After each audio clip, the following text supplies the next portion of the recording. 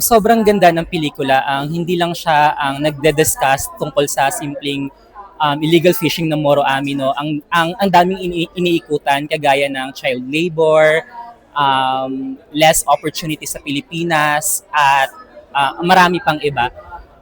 Aside from that, ang sabi din sa pelikula, no, na ang Moro Ami, sa trabaho ng Moro Ami, magkakasugat ka, magkakapeklat ka. Nawa ay manood ang lahat sa atin dahil talagang masusugatan ng bawat puso ng isa.